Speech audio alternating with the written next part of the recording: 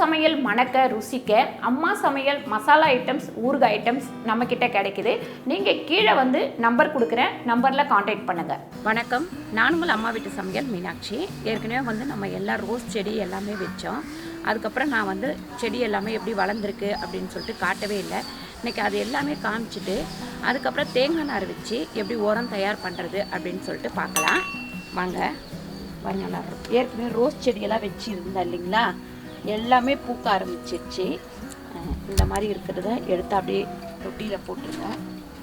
ஒவ்வொரு ரோஸும். அப்புறம் சாமந்தி பாருங்கள், நல்லா பூக்க ஆரம்பிச்சிருச்சு. அதுக்கப்புறம் நமக்கு வந்து கத்தாழை வந்து பூக்க ஆரம்பிச்சிருச்சு பாருங்கள், 2 பூ வந்திருக்கு.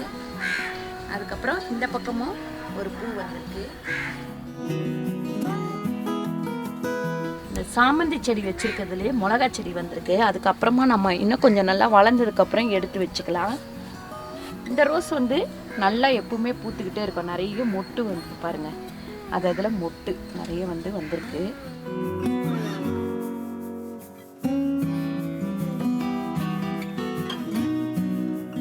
இந்த செடி வந்து இந்த சீசனில் தான் பூக்கும். இப்போ பூக்க ஆரம்பிச்சிருச்சு. இது இங்கே வந்து கத்திரி செடி வந்து நாற்று விட்டு வச்சுருக்கேன். இது வளர்ந்ததுக்கப்புறம் இன்னும் வந்து ஒரு 10 நாளில் இதை நட ஆரம்பிச்சிடலாம். எடுத்து அடுத்த தொட்டியில் நட்டுக்கலாம். நாளைக்கு அப்புறம் கொய்யாக்காய் வந்து காய்க்க ஆரம்பிச்சிருக்கு.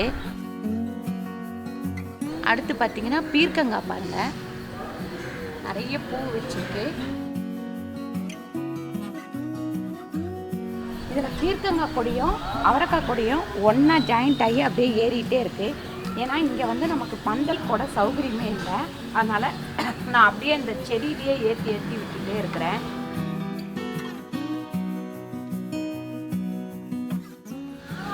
இந்த வெள்ளைப்பூச்சி உள்ளது எல்லாத்தையுமே நம்ம கட் பண்ணிடலாம்.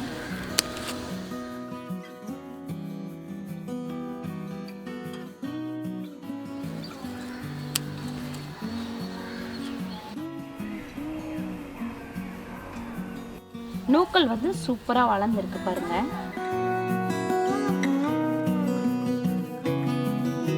வெண்டைக்காய்லாம் நல்ல பெரிய செடியாக வளர ஆரம்பிச்சிருச்சு.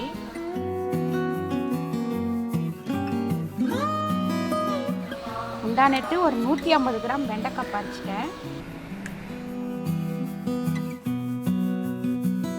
பாலாக்கி கீரை இது வளர்ந்துருச்சு, நம்ம இன்னைக்கு பறிச்சிடலாம்.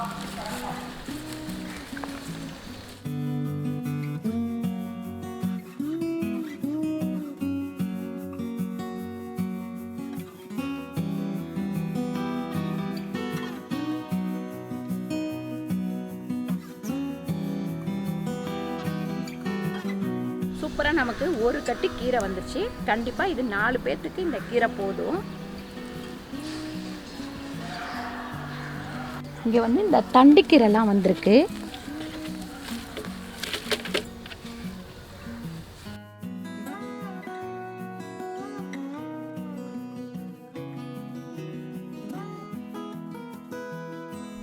செடி அவரை பார்த்திங்கன்னா நிறைய பூ வைக்க ஆரம்பிச்சிருச்சு. இங்கே பாருங்கள், காய்க்கவும் ஆரம்பிச்சிருச்சு. இப்போ தான் ஒரே ஒரு அவரைக்காய் வந்துருக்கு. அடுத்தடுத்து காய்க்க ஆரம்பிச்சிரும். இந்த பக்கத்துலேயே பாருங்கள், நிறைய வந்து பூ வச்சிருச்சு. அப்படியே காய்க்க ஆரம்பிக்குது பாருங்கள் அவரைக்காய்.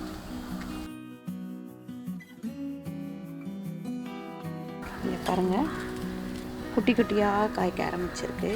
இதுனா கிட்டத்தட்ட ஒரு 10 நாளில் ஓரளவுக்கு நம்ம காய் பறிக்கலாம். பாருங்கள், நம்ம வீட்டில் குருவி கூடு கட்டியிருக்கு. இந்த செடிக்குள்ள சிட்டுக்குருவி, அது நம்ம கலைக்கவே கூடாது. அதில் வந்து அது சௌகரியமாக உட்காந்துட்டு போகிறதுக்காக கட்டி வச்சிருக்கு.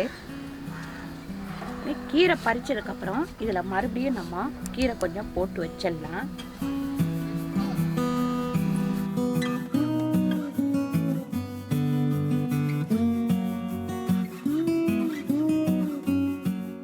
இது வந்து தண்டிக்கீரை விதை.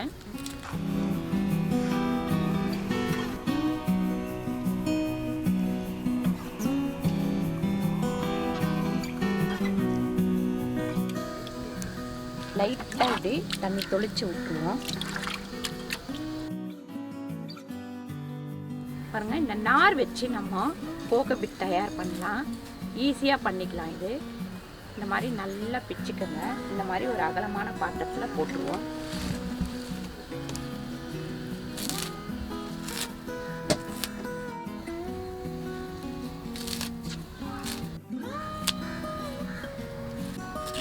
இதை வச்சு சுற்றி வச்சு நல்லா அடிக்கலாம்.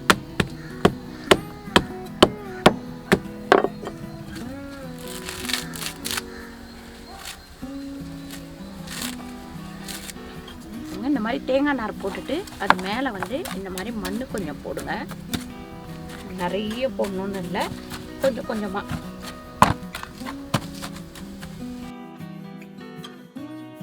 கோகோபீட் தயார் பண்ணுறவங்க இதை வந்து நல்லா மிஷினில் கொடுத்து அரைச்சிருவாங்க. அவங்களுக்கு அதுக்குன்னு ஒரு தனி மிஷின் வச்சுருக்காங்க.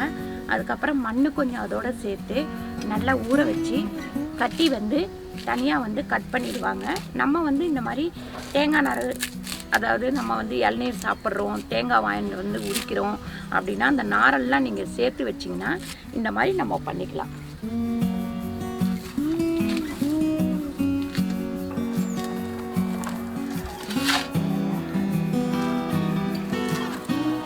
இது கிட்டத்தட்ட நமக்கு ரெடி ஆகிறதுக்கு ஒரு மாதம் ஆகும். பாருங்க, இந்த கருவேப்பிலை வந்து காய வச்சு பொடி பண்ணுறதுக்கு வாங்கினேன். 2 நாள் மழையாக இருந்தவுடனே அது வந்து நம்மளால் காய வைக்க முடியல, கலர் மாறிடுச்சு. கலர் மாறினா இது வந்து நம்ம பொடி பண்ணோம்னா நல்லா இருக்காது. அதனால் நம்ம கொஞ்சம் வந்து இந்த செடிங்களை போட்டுடலாம்.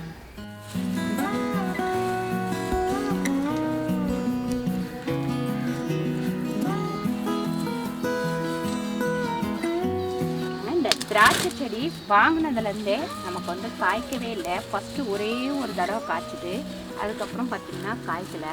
இது கொஞ்சம் சத்து பத்தலை போல் இருக்குது. அதனால் நம்ம மண் கொஞ்சம் மாற்றி வச்சுக்கலாம்.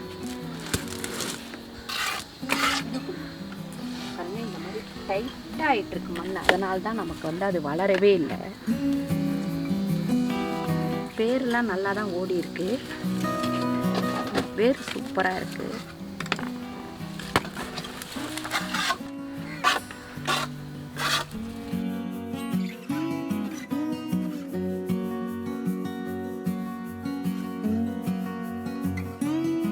பாருங்க, திராட்சை செடிக்கு இவ்வளோ வேர் இருக்குன்றது எனக்கு தெரியாது. ஆனால் நல்லா வந்து வேர் அப்படியே அடர்த்தியாக இருக்குது.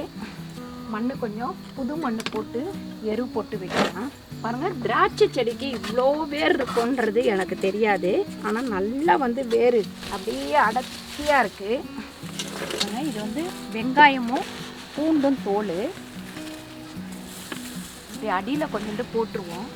அதுக்கப்புறம் நம்ம இந்த வேரை கட் பண்ணிடலாம்.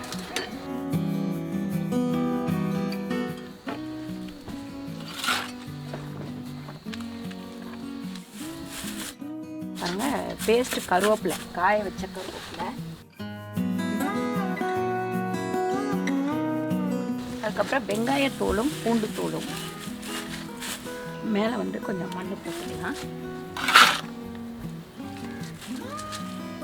மண் வந்து நம்ம தண்ணி ஊற்றினா உள்ளே போயிடும்.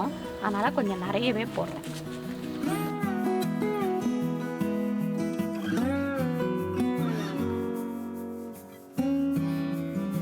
இப்போ நாரெல்லாம் போட்டாச்சு பிச்சு. அதுக்கு மேலே மண் போட்டு வச்சுருக்கேன். கிட்டத்தட்ட இது 1 மாதம் ஆகும் நமக்கு வந்து நல்லா மண்ணும் அந்த நாரும் சேர்ந்து வர்றதுக்கு. அதுக்கப்புறம் நம்ம இதோட மண் கலந்து செடி போட ஆரம்பிச்சிடலாம். கீரை இதுலேருந்து பறிச்சிட்டோம் இல்லைங்களா, இந்த மண்ணை கொஞ்சம் கீழே கொட்டிக்கலாம்.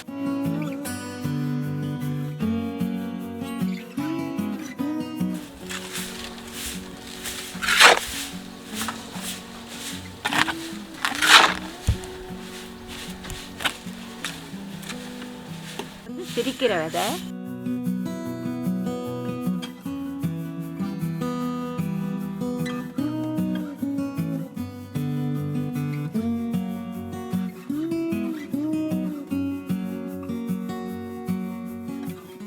இது வந்து பருப்பு கீரை.